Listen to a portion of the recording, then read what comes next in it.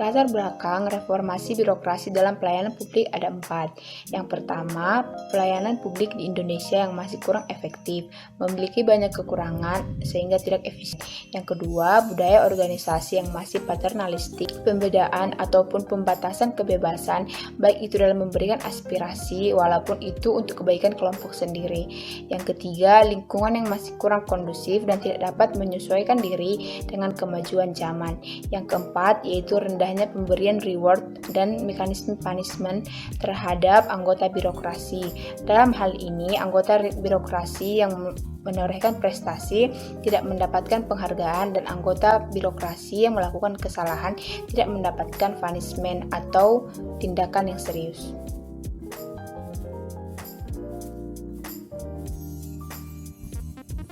Reformasi birokrasi merupakan salah satu upaya pemerintah untuk mencapai good governance dan melakukan pembaharuan dan perubahan mendasar terhadap sistem penyelenggaraan pemerintahan, terutama menyangkut aspek-aspek kelembagaan atau organisasi, ketata laksanaan dan sumber daya manusia, aparatur. Melalui reformasi birokrasi, dilakukan penataan terhadap sistem penyelenggaraan pemerintah yang efektif dan efisien, untuk menciptakan birokrasi pemerintah yang profesional dengan karakteristik adaptif, berintegritas, bersih dari perilaku korupsi, kolusi, dan nepotisme, mampu melayani publik secara akuntabel, serta memegang teguh nilai-nilai dasar organisasi dan kode etik perilaku aparatur negara. Reformasi birokrasi menjadi tulang punggung dalam perubahan kehidupan bangsa dan negara. Secara singkat, reformasi birokrasi diartikan sebagai upaya untuk melakukan pembaharuan dan perubahan mendasar terhadap sistem penyelenggaraan pemerintah dalam rangka mewujudkan tata kelola pemerintahan yang baik atau good governance. Tujuan dari reformasi birokrasi ialah terwujudnya tata kelola pemerintahan yang baik dengan aparatur berintegritas tinggi, produktif, dan melayani secara prima dan dalam rangka meningkatkan kepercayaan publik. Mengapa reformasi birokrasi sangat diperlukan di Indonesia? Karena yang pertama, kepercayaan publik terhadap pemerintah sudah mengkhawatirkan akibat banyaknya kasus korupsi dan juga pelayanan publik yang buruk terhadap beberapa sektor di Indonesia. Yang kedua, persaingan ekonomi global yang semakin berat karena pelayanan birokrasi yang lambat dan bertele-tele. Yang terakhir, karena struktur birokrasi dan tata kelola program atau kegiatan birokrasi harus lebih efisien.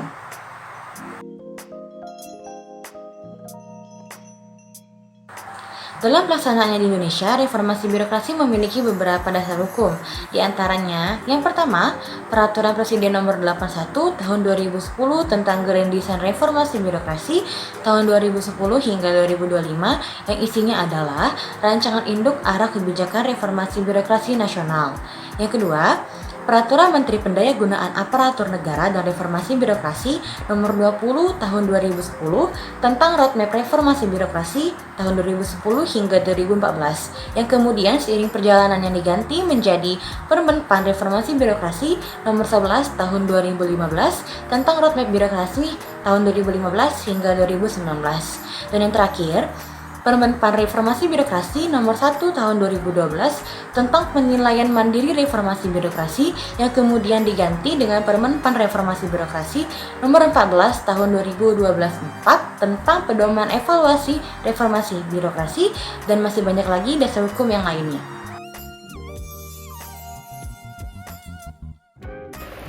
Yang pertama yaitu birokratis. Karena pelayanan yang dilakukan perlu melalui beberapa proses yang terdiri dari berbagai level, sehingga memakan waktu yang cukup lama. Kedua yaitu kurang informatif, karena informasi yang disampaikan kepada masyarakat cenderung lambat, atau bahkan tidak diterima oleh masyarakat sama sekali. Ketiga, sukar untuk diakses, karena beberapa unit pelaksanaan pelayanan publik terletak sangat jauh dari jangkauan masyarakat. Keempat, kurang responsif dan koordinasi, karena respon terhadap berbagai keluhan sangat lambat dan seringkali terjadi tumpang tindih dalam kebijakan. Kelima, yaitu kurang empati, karena mereka tidak mau mendengar keluhan, saran, dan aspirasi dari masyarakat. Keenam, yaitu inefisien, karena persyaratan yang diperlukan seringkali tidak relevan dengan pelayanan yang diberikan. Sekian pemaparan dari saya. Terima kasih.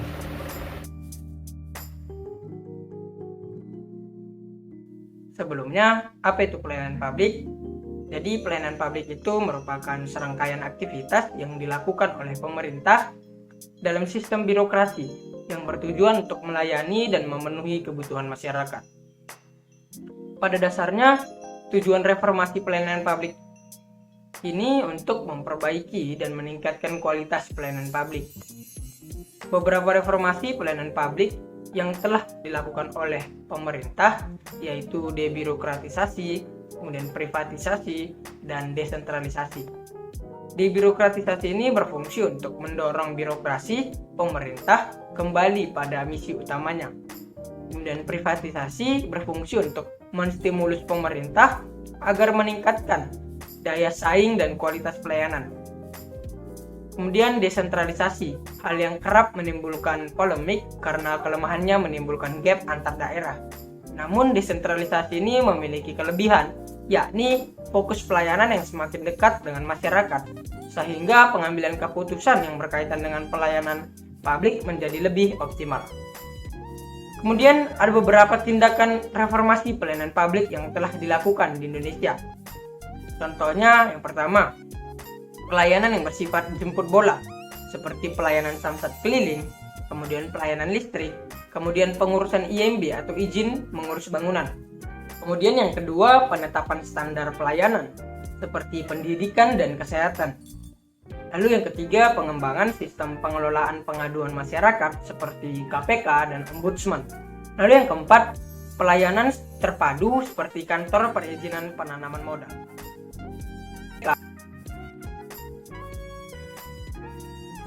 Strategi reformasi birokrasi itu ada 4. Yang pertama yaitu level kebijakan, yaitu dengan menciptakan kebijakan yang mendorong birokrasi yang berorientasi pada pemenuhan hak-hak sipil warga. Yang kedua yaitu level organisasional, yaitu dengan menciptakan standar kinerja baik secara individual, kinerja tim, dan kinerja instansi pemerintah. Yang ketiga yaitu level operasional, yaitu dengan melakukan perbaikan atau peningkatan dengan service equality yang meliputi tangibles, responsiveness, reliability, empathy, dan assurance. Dan yang terakhir yaitu melakukan pengukuran kepuasan. Perlu kita ketahui, secara periodik pemerintah selalu melakukan pengukuran kepuasan pelanggan dan selalu melakukan perbaikan. Jadi di sini saya akan menyampaikan materi saya yang berupa solusi permasalahan dalam pelayanan publik. Ada beberapa solusi yang bisa kita capai dalam mengatasi masalah dalam pelayanan publik. Yang pertama yaitu membuat kontrak pelayanan atau bisa disebut dengan Citizens Charter. Yang kedua yaitu pengembangan survei kepuasan pelanggan. Yang ketiga yaitu penerapan e-government dalam manajemen pelayanan publik. Yang keempat yaitu penerapan sistem manajemen mutu pelayanan. Dan yang kelima yaitu kemitraan pemerintah dan swasta. Namun tidak hanya di situ saja yang bisa kita lakukan untuk mengatasi permasalahan dan pelayanan publik. Ada juga beberapa strategi lainnya yang cukup strategis, cukup simple dan cukup bisa dimengerti dalam menjalankan penerapannya yang berupa tidak membatasi inovasi dan kreativitas dari setiap daerah. Berikutnya ada pengawasan kebijakan dan standar pelayanan oleh pemerintah pusat. Yang berikutnya lagi ada kebijakan dan standar pelayanan yang bertujuan untuk melindungi hak masyarakat. Kemudian ada menetapkan kebijakan serta standar nasional untuk memperbaiki ketimpangan kualitas dan kuantitas pelayanan publik antar daerah. Selain itu, dalam mengatasi permasalahan ini juga betapa pentingnya bagi kita untuk mendengarkan dan juga menerapkan partisipasi masyarakat dalam membantu pemerintah dalam merumuskan pelayanan publik, baik itu dari kebijakannya maupun dari standar pelayanannya. Baik, itu saja bisa saya sampaikan mengenai solusi permasalahan pelayanan publik. Terima kasih.